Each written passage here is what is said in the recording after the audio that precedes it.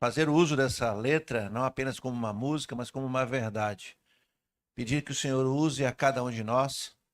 De fato, nós somos a imagem de Deus e nós temos que ser um milagre também na vida daqueles que estão ao nosso redor. Nessa manhã nós vamos refletir no livro de Daniel. Eu quero convidar a igreja, abra sua Bíblia no livro de Daniel, no Antigo Testamento. Nós vamos ler do verso 1 até o verso 21. Nas minhas férias eu refiz a leitura do todo o livro de Daniel, a trajetória de Daniel. E eu quero aqui destacar alguns pontos que durante as minhas férias eu consegui captar. Às vezes a gente lê o livro, lê a história e passa alguma coisinha, né? Então eu quero refazer essa leitura junto com os irmãos, nós vamos aplicando. Daniel tem muitas histórias, inclusive Daniel é um dos profetas que estão no Antigo Testamento, mas que boa parte das suas profecias ainda não se cumpriram. E Daniel está aqui nos destacando, né? Nós vamos chegar até a semana de Daniel, a tão famosa semana de Daniel, lá que tem a ver com Apocalipse. Então, Daniel é alguém importante para nós, porque, como eu disse, muito daquilo que ele viu, muito daquilo que Deus revelou a ele, ainda não se cumpriu. Portanto, é um profeta da atualidade. Boa parte das profecias de alguns profetas já se esgotaram, foi tão somente para aquela época, mas Daniel profetizou para aquela época e profetizou também para o futuro. Repito, não é todos os profetas que conseguem ter ou que fizeram profecias tanto para o seu momento como para o futuro. Daniel é um desses aqui. Enquanto você está abrindo sua Bíblia, livro de Daniel, capítulo 1 até o verso 21, eu quero aqui mais uma vez saudar a minha amiga Isabel, está vindo aqui pela segunda vez, Deus abençoe, que você se sinta muito bem no meio de nós e que faça dessa casa também a sua casa. Quero cumprimentar aqueles que estão nos assistindo pelas redes sociais e convidá-los a também se fazer presente. Muito bom assistir, mas é muito bom estar presente também. Nós vamos então fazer a leitura e vamos aplicar a nossas vidas aquilo que Deus trouxe ao meu coração. Diz assim a palavra do Senhor: no terceiro ano do reinado de Joaquim, rei de Judá, Nabucodonosor, rei da Babilônia, veio a Jerusalém e a sitiou.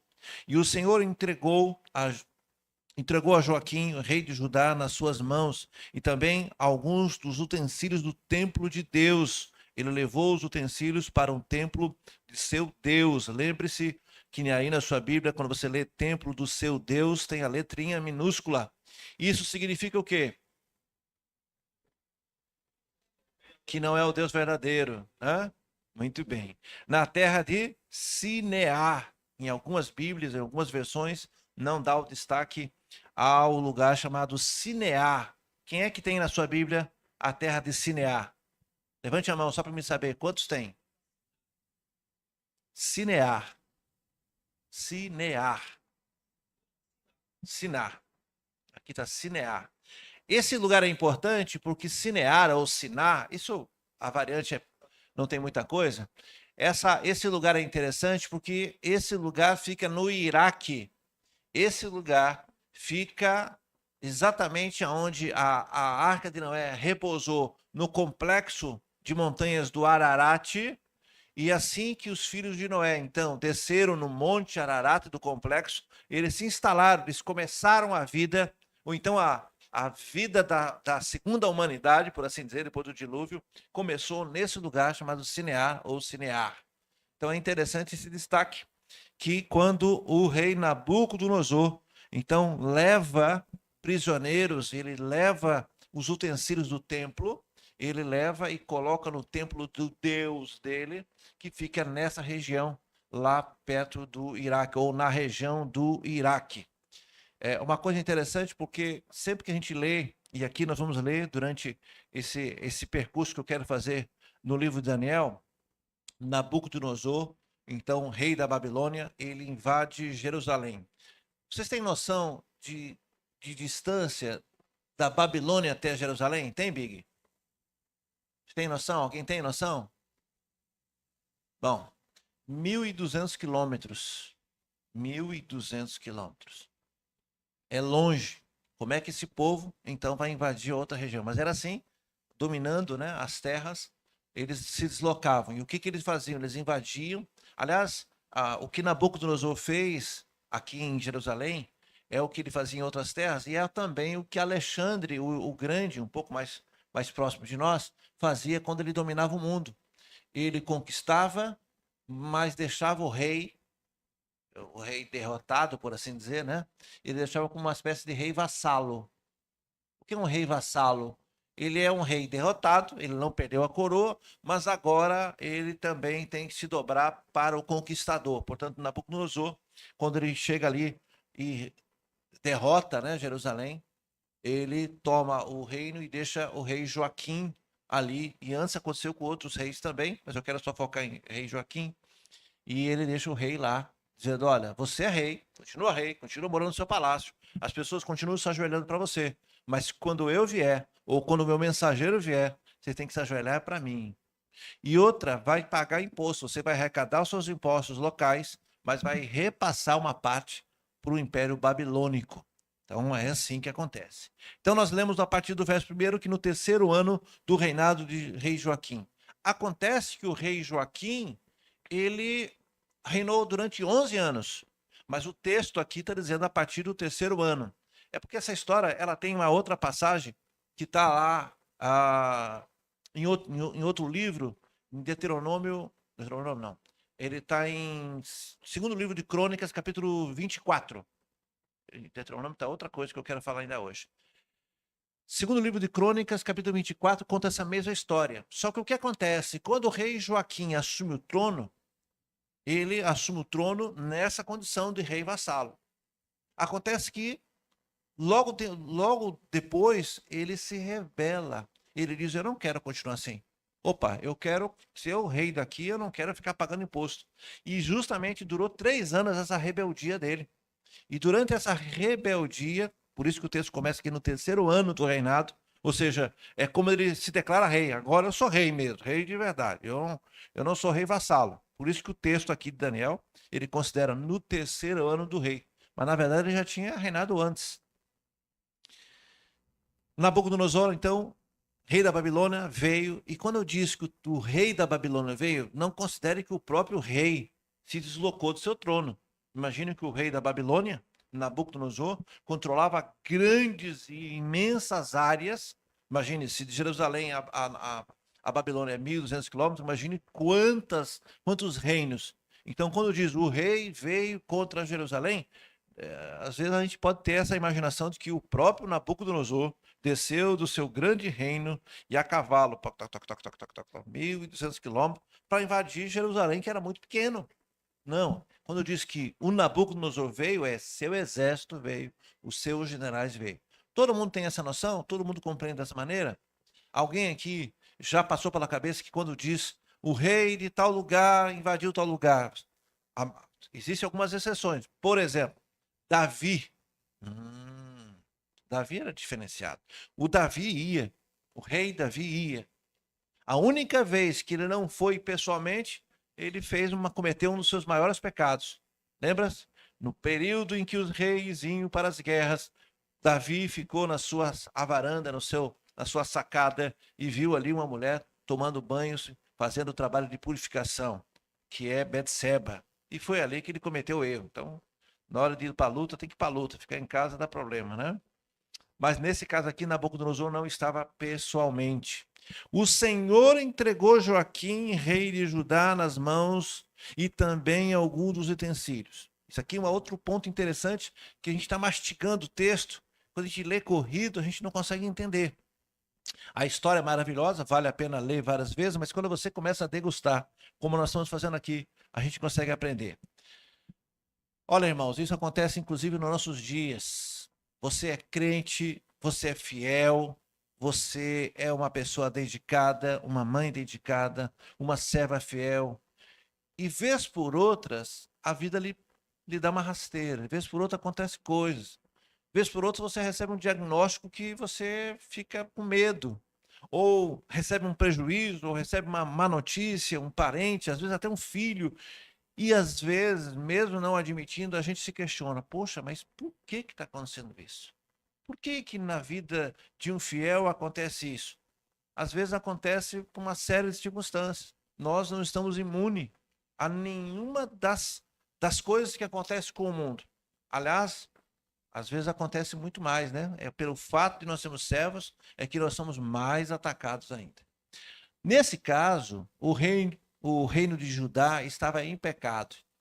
Então Deus permite, Deus usa, irmãos, os infiéis para fazer justiça com os fiéis. Eu vou explicar melhor. Deus usa o mundo, Deus usa governantes, Deus usa a polícia, Deus usa ladrão, Deus usa traficante. Pastor, você tá... Deus usa, porque ele usa quem ele quer. Deus usa.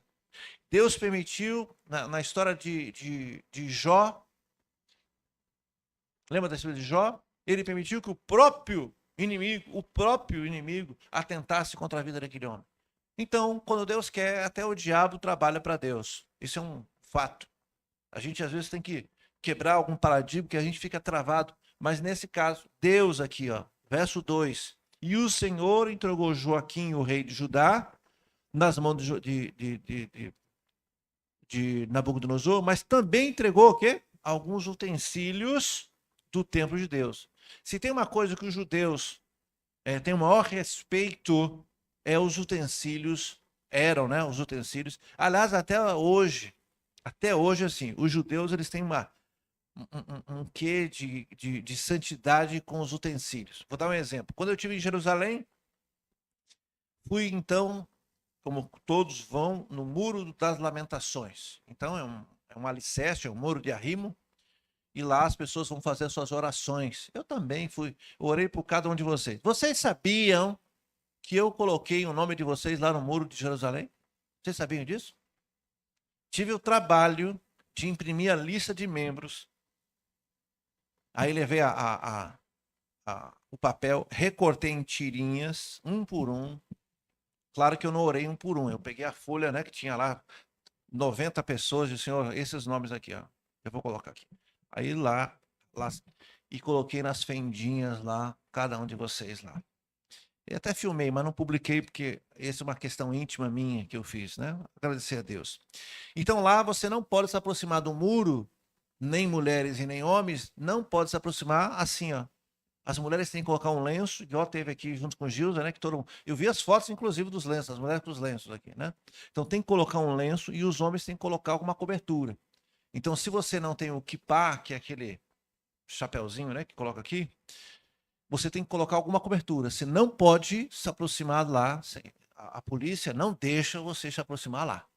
Aí eu fui colocar o kippah, meu cabelo arrepiado, o kippah ficava flutuando. Aí eu tive que colocar um boné. Aí boné, eles olham com cara feia, mas deixam você se aproximar. Então imagine só que eu vou lá no muro, me aproximo, faço a minha oração, e é uma emoção muito grande, irmãos, porque aquelas pedras estão lá desde que Salomão construiu o primeiro templo. Lembrando que aquele muro de arrimo foi destruído, o templo de Salomão foi destruído, depois Herodes construiu o outro, e o outro também foi destruído. Então aquele alicerce é do primeiro. Então se tem alguma coisa antiga é ali. Então quando você coloca a mão naquela pedra, por mais que você diz, não, eu sou crente, eu não tenho esse negócio de ficar... Mas te dá um arrepiozinho, dá. Você sente uma emoção diferente, porque aquilo é diferente. Embora você está colocando a mão sobre uma pedra que milhões já colocaram a mão. Dá vontade de ir num canto onde ninguém colocou a mão. Tá? Eu estou colocando a mão primeiro, mas tudo bem. Fiz minha oração. Na hora de você sair, orei. Você não pode virar as costas. Não pode. Você tem que sair de ré. Já imaginou? Aí tem uma linha assim, ó. A partir daquela linha que você pode virar as costas pro muro. Tá, eu sei, eu tô fora da câmera.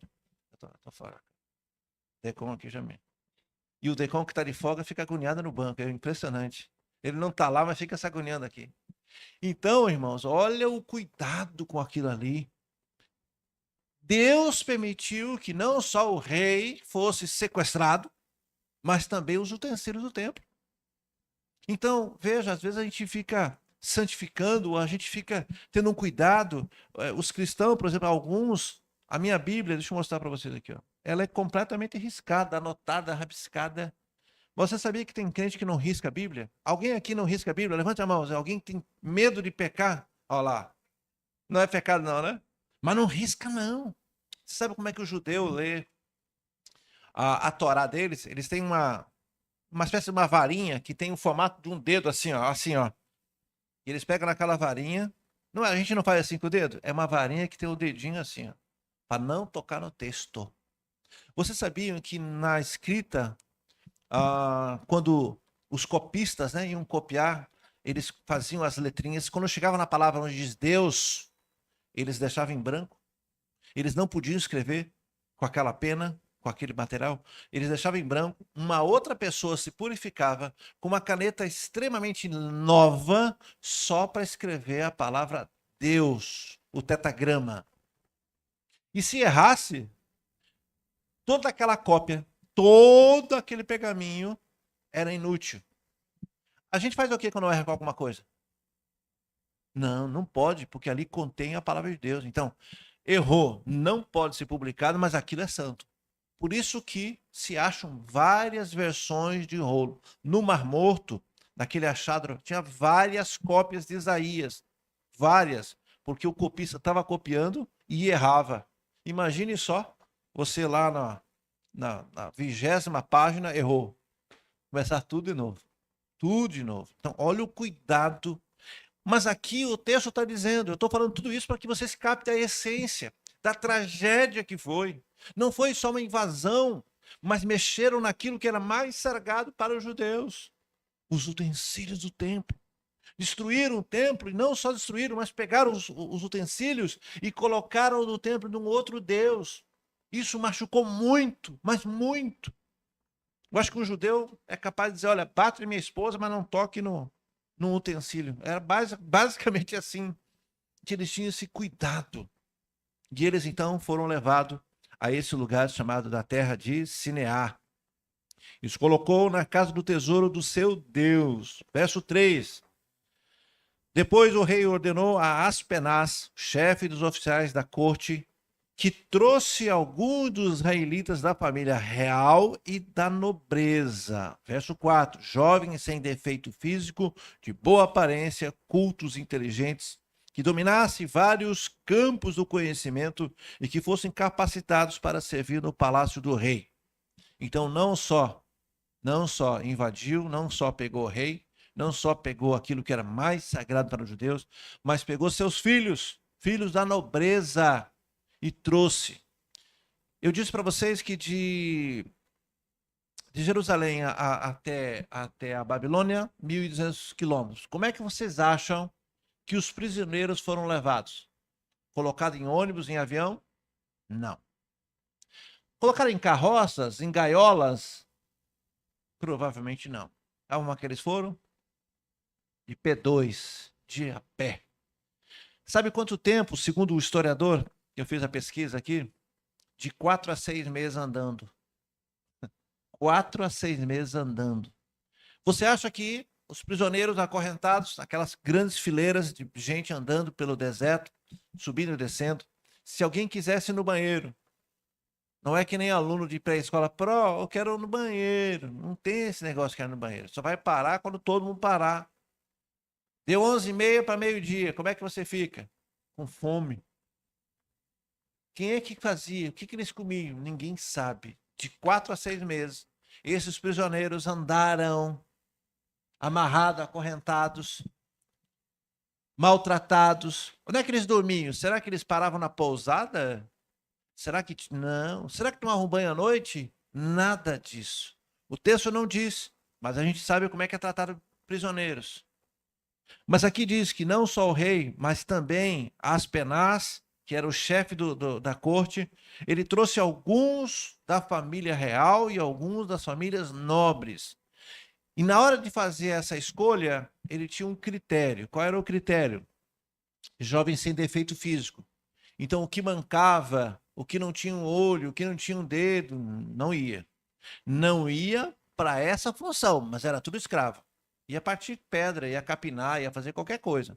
Mas ele tinha um porquê. De boa aparência, culto, inteligente, que dominasse vários campos do conhecimento e que fosse capaz para servir no palácio do rei.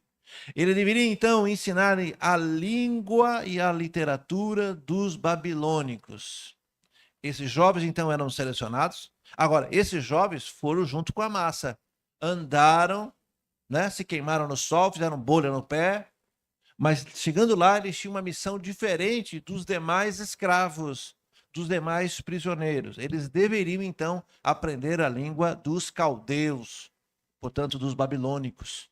Eles tinham que aprender a língua e eles tinham que aprender a cultura. Muito bem. Verso 5. E sua própria mesa, o rei designou uma porção diária de comida e de vinho. E eles receberiam, então, um treinamento durante 3 anos. E depois disso passariam a servir o rei. Então, uma vez chegando no acampamento, depois desses 4, 6 meses de caminhada, depois dessa tortura, eles então agora seriam separados e eles teriam então uma missão diferenciada. Esses meninos, esses jovens, eles fariam uma espécie de faculdade de treinamento que durou 3 anos.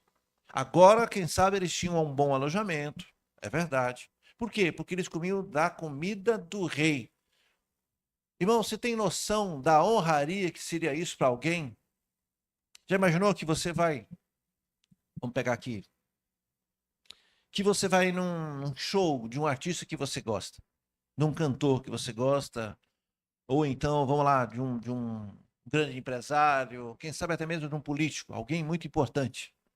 Não, não é isso que você está pensando, não. Importante de verdade. E essa pessoa diz: olha, venha sentar aqui. Ó. Fulano, sirva ele aqui. Se você sentasse na mesa dessa pessoa importante, que você julga importante, você não ficaria muito contente? Poxa, estou sentado na mesa, né? É assim que esses jovens foram começar a conduzir. Eles então sofreram na caminhada, mas uma vez lá chegando, alojamento separado, banho quente. Eles agora estavam em treinamento, roupa diferenciada, né? Vai tomar seu banho, vai fazer, quem sabe, sua barba, vai, enfim, vai ter higiene. Eles ali tentando um tratamento diferenciado.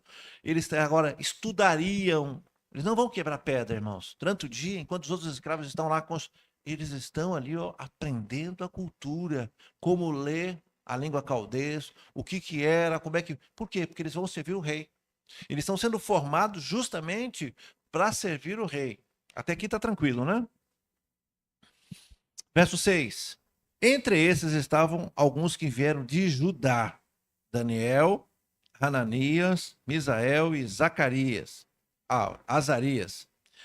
O chefe dos oficiais deu-lhes nomes diferentes, ou novos nomes. Daniel deu o nome de Belsazar. Hananias, a Sadraque e a Misael e...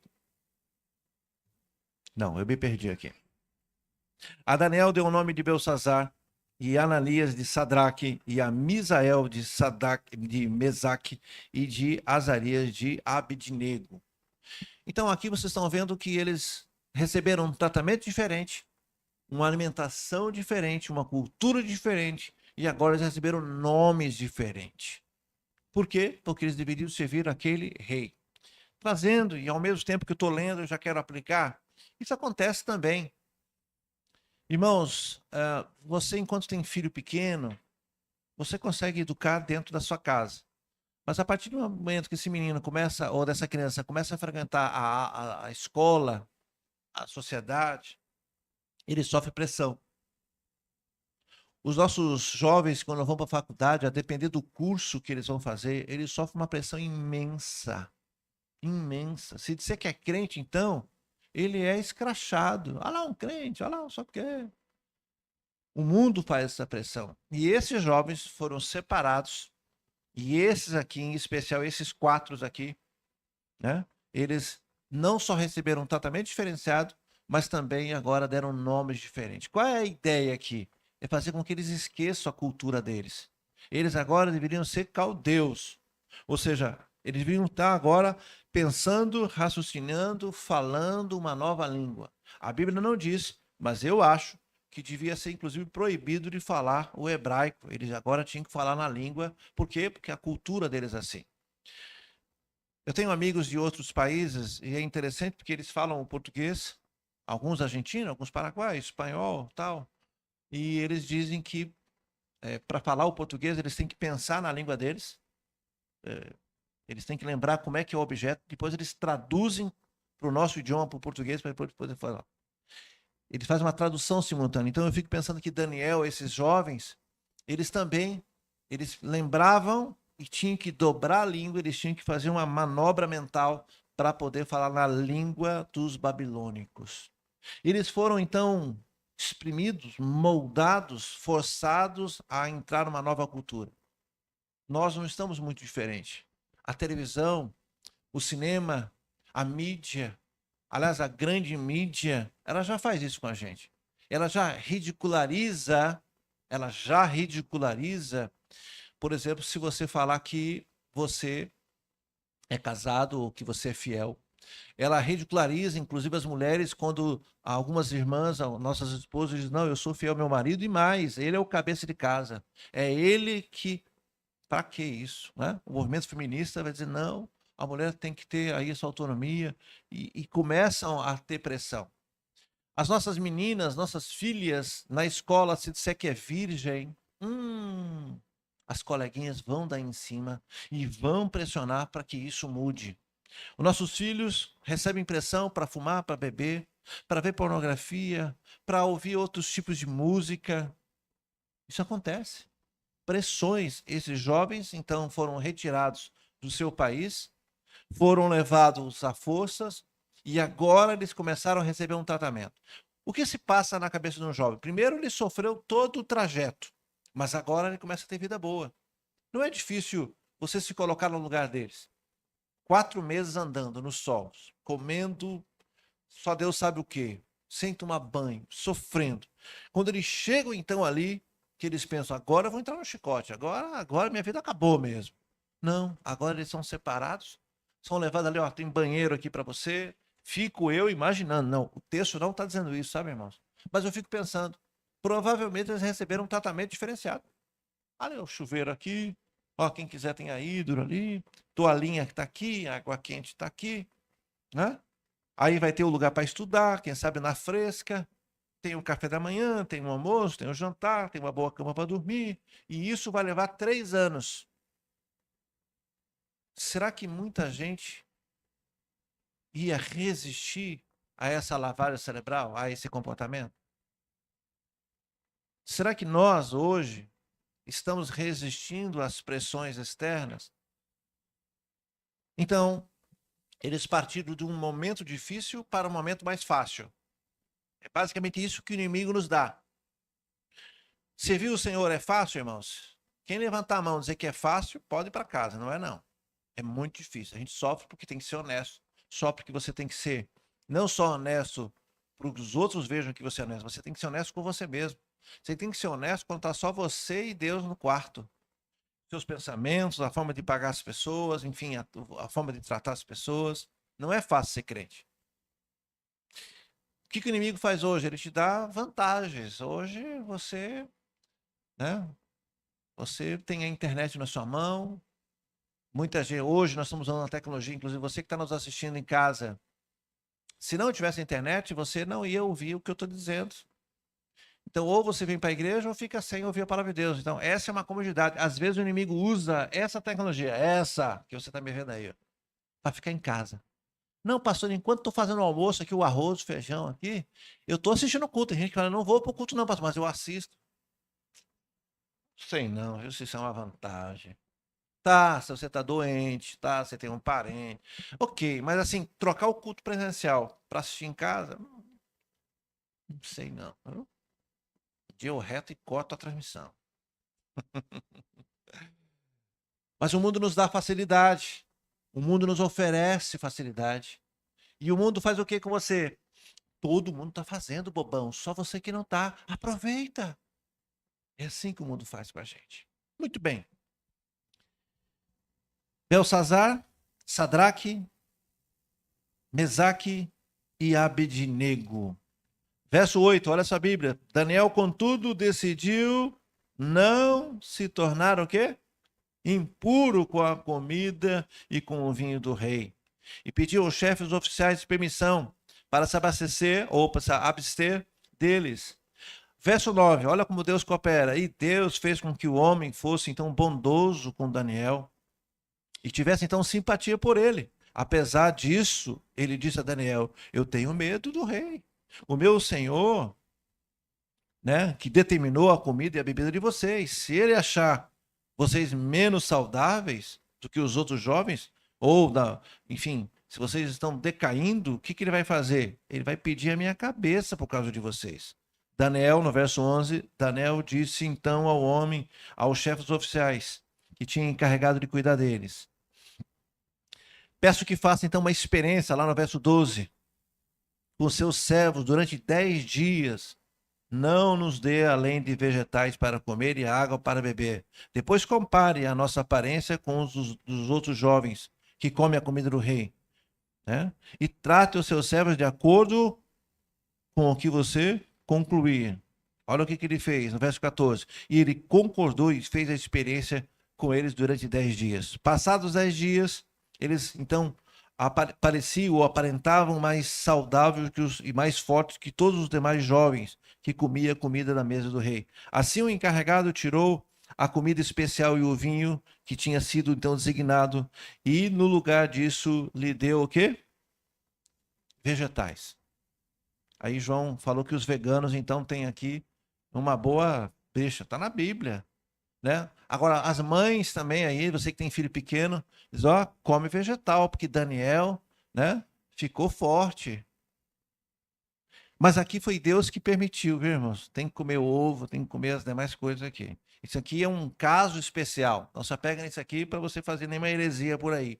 Precisamos de todos os nutrientes, né, que a gente precisa aí.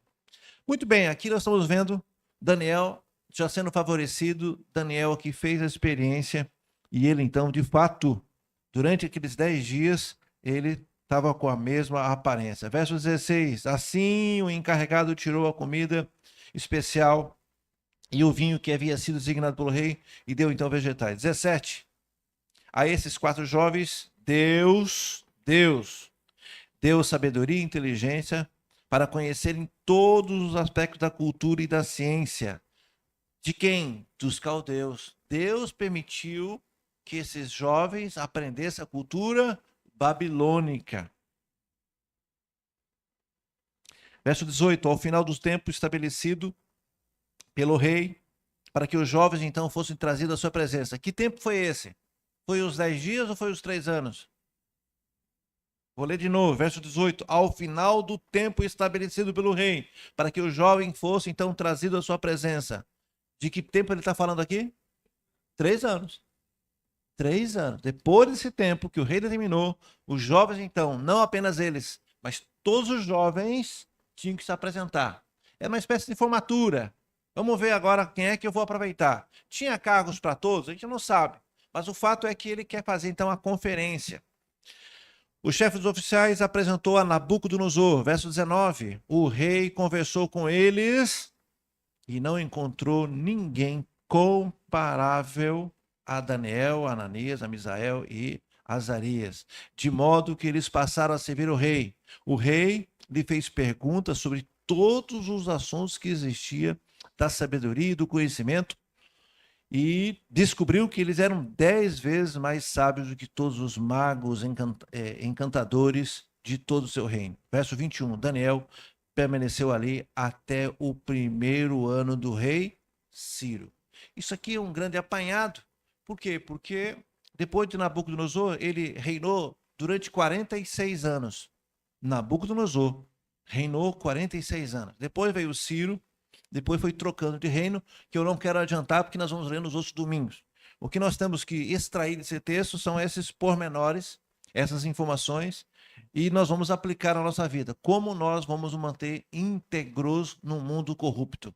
Se você quiser colocar um tema nessa ministração, é como permanecer íntegro num mundo corrupto. Será que a gente se deixa levar ou se amoldar por alguma facilidade do mundo? Vez por outra, irmãos, a gente cai nessas bobagens, né? Por exemplo, quem é que está usando agora aí Bíblia digital? Quem é que está com o celular aí? Levante a mão, se denuncie logo. Pronto, 2, 3. Cadê a Bíblia de vocês? Cadê a Bíblia Big? No carro? O carro está crente. Não há nenhum problema, viu, irmãos? Estou brincando aqui, não há nenhum problema nenhum. Por muitas vezes, quando eu vou em conferência em algum lugar, às vezes eu esqueço a Bíblia. Se eu levar a Bíblia para qualquer outra igreja que não é minha, eu esqueço. Então, não há nenhum problema. Mas é claro que a leitura, o contato com o papel é muito bom. Mas se a gente não se cuidar, por exemplo, orar, vamos lá. Daniel é um cara que orou muito. Quantas vezes você ora por dia? Quem ora 5 vezes por dia? Levante a mão. Vai direto para Jerusalém. 4? Ele já vai chegar perto de Jerusalém ali. Normalmente o crente ora 3 a 4 vezes. 4 vezes. A não ser que o crente está passando por luta. Muita. Aí ele ora o tempo todo. Claro que às vezes você está falando com Deus o tempo todo, né? Mas assim, oração formal. Eu acordo, a primeira coisa que eu acordo, eu saio orando. Eu sento na minha cama, enquanto espero a tontura passar, eu estou orando para Deus. Ó, a técnica. Quando você pega já 50 anos, é assim, você não pode levantar correndo, não. Você levanta, espera a tontura passar. Aí, enquanto o Senhor me ajuda nesse dia, Senhor, tira tudo da frente que vai. E aí eu já levanto, já vou para o meu banho, já vou me arrumar, orando. Café da manhã, quantos oram? Café da manhã, formalmente, coloca ali um. Ora. Tem dia que a gente não ora. Almoço é hora.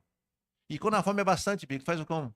Quando a fome é demais, fala, Senhor, abençoe tudo isso aqui, amém. Abraão foi orar lá no campo missionário, invocou Jacó, Abraão, Isaac, e a fome chegando. O Marcão estava desmaiando do lado, e começou a orar. Quando a pessoa começa a orar, dizendo, grande Pai, eterno Deus, é porque vai demorar. Então, a gente tem costume de orar, e esse costume tem que permanecer. Porque a pressa da vida, a urgência da vida vai tirando isso de nós. Momento de meditar na palavra de Deus. Como é bom você ler um trecho, ler uma passagem bíblica e mastigando ela assim, ó. Não lê para cumprir um roteiro. Não lê porque hoje eu tenho que ler um capítulo por dia. Tu conhece gente que tem que ler um capítulo por dia? Não levante a mão, por favor. Tem gente que tem que ler aí lê muito rápido. Mas às vezes é melhor você ler um versículo e ficar olhando ele. Por que ele fez? Como é que ele fez? Como é que era? Como nós estamos fazendo aqui agora? Que coisa boa.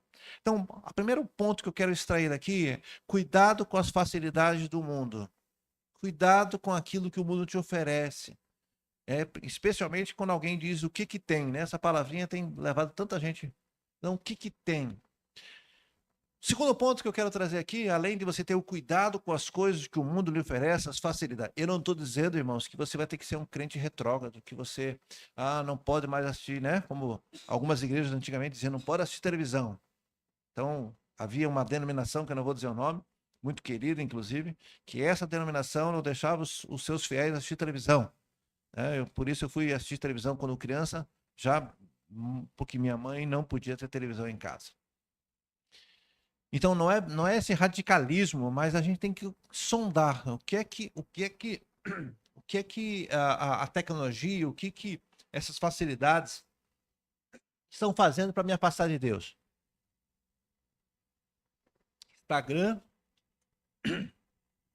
Instagram, que mais?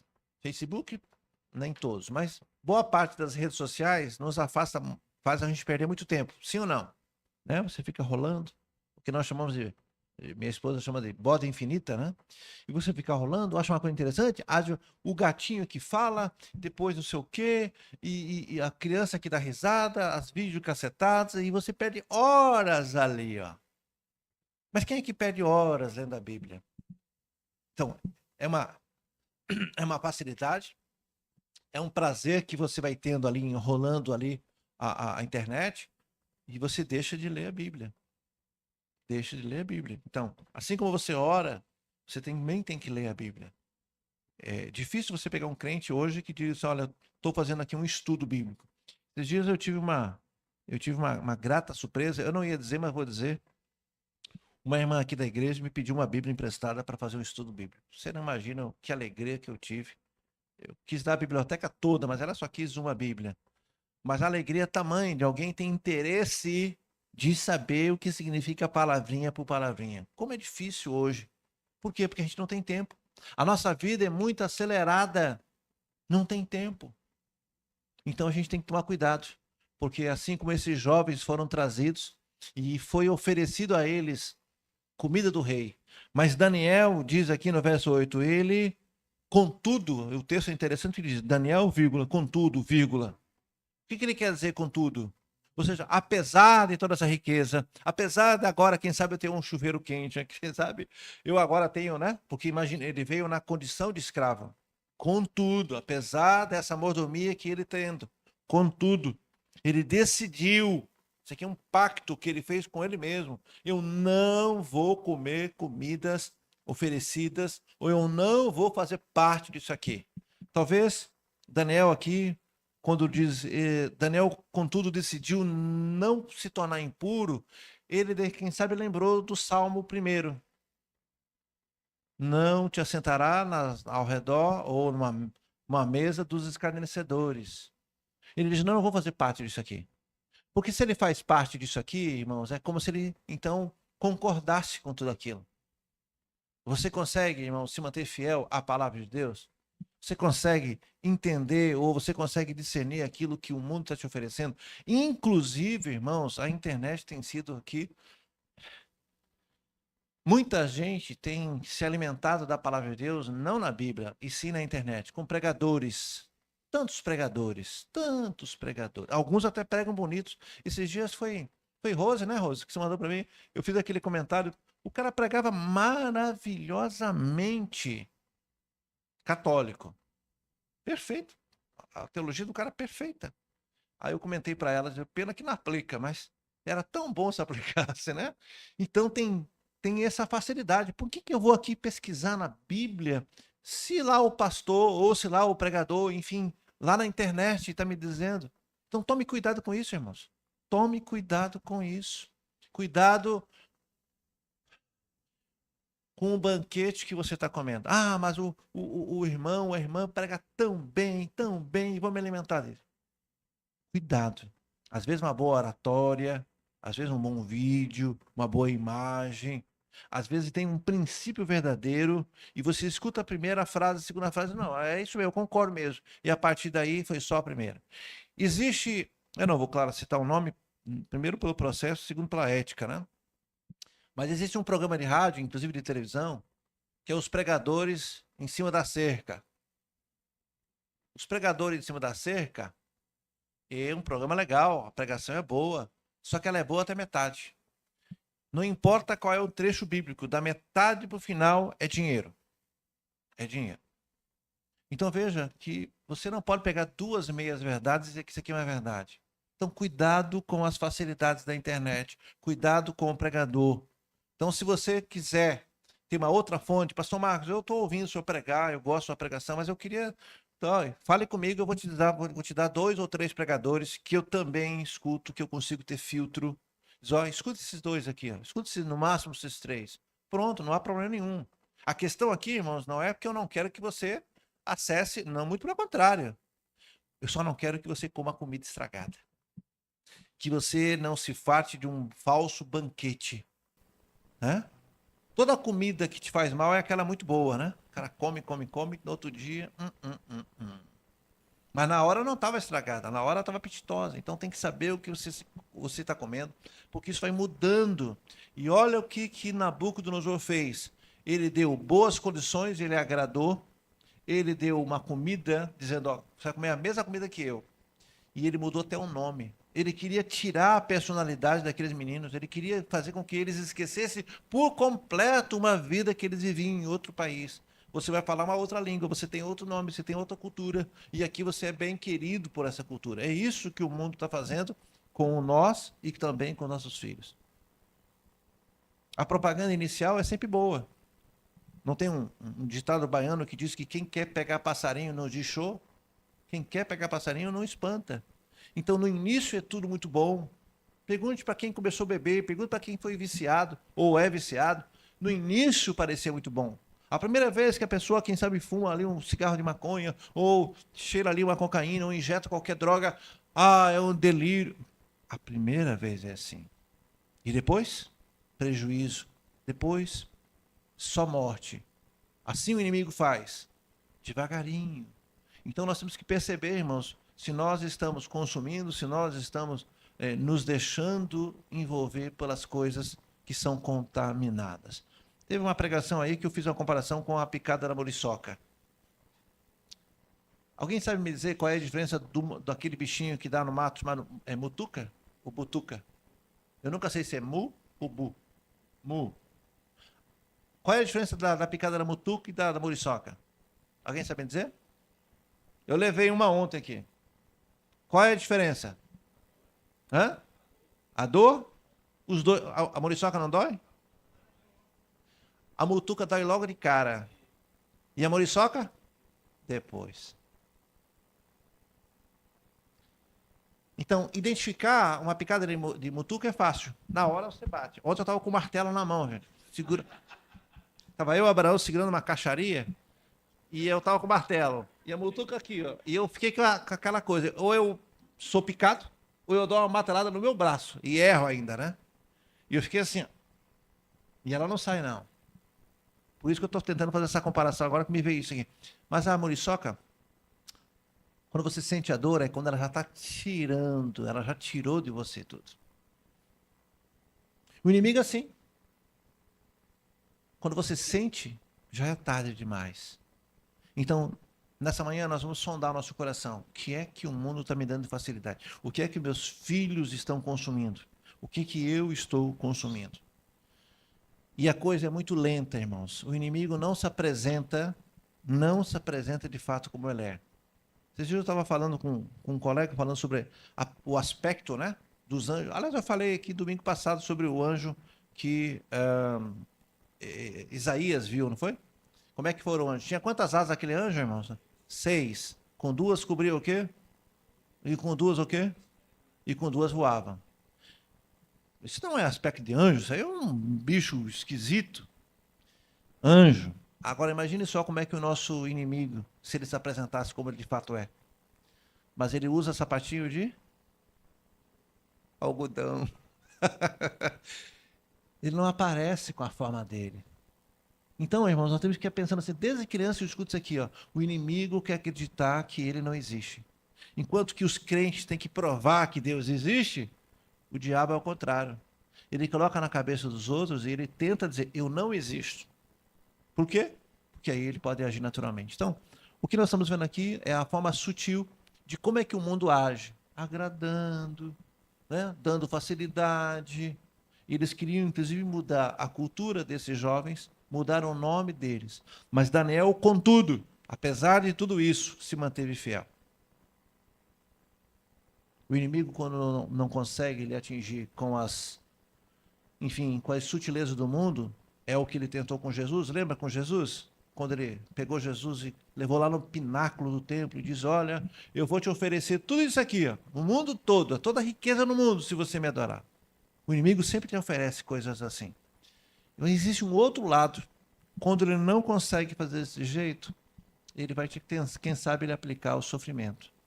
Seja pelo sofrimento, ou seja pelas vantagens do mundo, contudo, a gente deve permanecer firme. Apesar das facilidades do mundo, permaneça firme. Pastor, mas como é que eu vou diferenciar?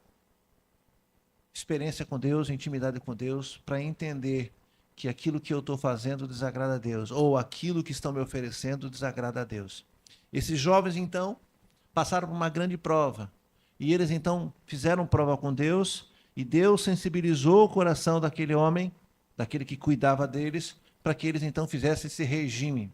E você escuta muito por aí, né? O regime de Daniel, né? O regime de Daniel. E eles conseguiram se manter.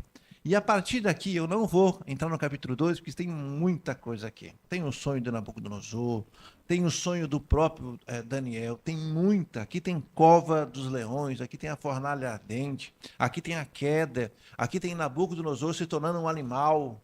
Vocês sabiam que o rei Nabucodonosor passou por um período, alguns estudiosos dizem 7 anos, porque o texto fala 7 ciclos, né? E que ele se tornou...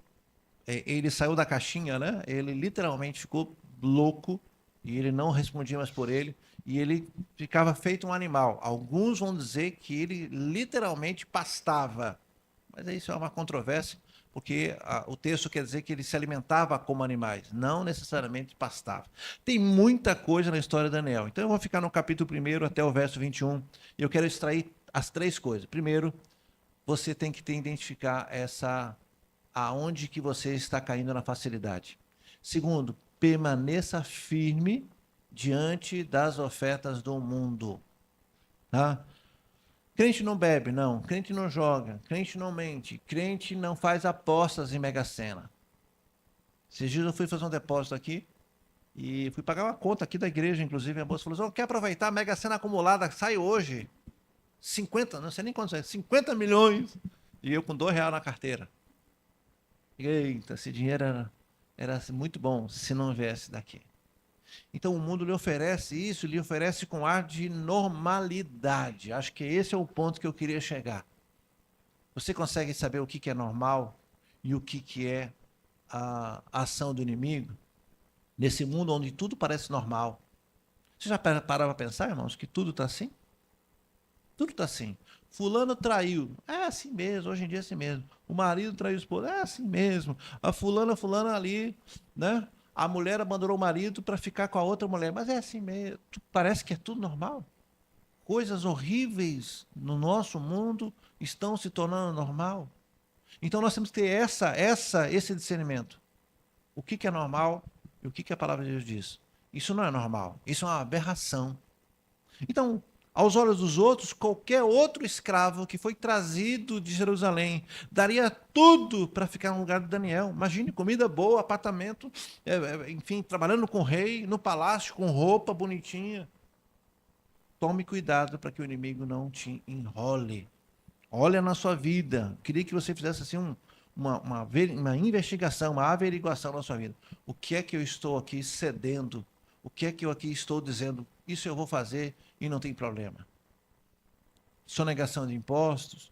É na parte financeira que vocês viram aqui, Jesus ensinando vocês hoje aqui. O que é que você está deixando de cumprir a palavra e se autoconvencendo? É normal. O que é que tem? Todo mundo faz. Daniel, contudo, verso 8, decidiu. Eu queria que você saísse daqui com uma decisão. Eu vou ficar com a palavra de Deus. Vai sair caro. Vão tirar sarro de você. Você vai sofrer pressão. Contudo, permaneça firme na palavra de Deus. Amém, irmãos? Então, se você entendeu o que nós lemos aqui, se você compreendeu isso, e você vai, hoje, durante a tarde, vai fazer aí um buscado na sua mente. O que é que eu estou fazendo? Que não era para fazer, mas eu estou fazendo porque hoje em dia é normal. O que desagrada a Deus com relação a isso? E decida, faça um pacto com você. Eu vou me tornar firme nos mandamentos de Jesus, ainda que para o mundo eu seja ali uma carola, uma crente chata, um crente chato, um homem quadrado. É melhor ser um homem quadrado, uma mulher chata, mas permaneça firme à palavra de Deus. Amém? Vamos orar. E nessa oração você vai aproveitar para consultar o seu coração. E assim como Deus permitiu que aqueles jovens tivessem acesso à sabedoria, diga, Senhor, me permita lembrar de fatos da minha vida ou de coisas que eu ando fazendo que te desagrada. Pai, em nome de Jesus, muito obrigado, Senhor, porque através da história desse jovem ou desses jovens, nós vamos aprender muito, Senhor. Obrigado porque nós conseguimos entender essa história, como esses meninos então foram deslocados de tão longe e como foi grande a pressão para que eles se aculturassem com a cultura da Babilônia. Senhor, nós não queremos comer a comida dos babilônicos. Nós não queremos a cultura, Senhor. Nós não queremos nos misturar, muito pelo contrário, nós somos separados pelo Senhor. É melhor, quem sabe, passar vergonha, é melhor, quem sabe, sofrer pressão aqui do que lá envergonhar o Senhor. Nos ajude a ter a mesma força, Pai, o mesmo propósito que Daniel e aqueles 3 jovens, ó Deus, que eles puderam então permanecer firmes, Senhor, firmes na sua presença, para que o seu nome seja glorificado, para que as pessoas olhem para nós e digam, esse homem, essa mulher, ela é diferenciada, ela tem uma diferença, ela não é igual aos outros, porque de fato nós não somos, ó Deus. Muito obrigado por esse ensino. Abençoe a cada família aqui representada, nos leve em paz para nossas casas e que esse domingo seja exclusivo para a adoração da sua palavra. Pai, assim eu oro, agradecido em nome de Jesus. A você que está em casa, nós esperamos você às 19 horas. Nós temos aqui a cantina. Vamos nos deliciar na cantina. Aproveite e nós nos vemos, se assim Deus permitir, 19 horas.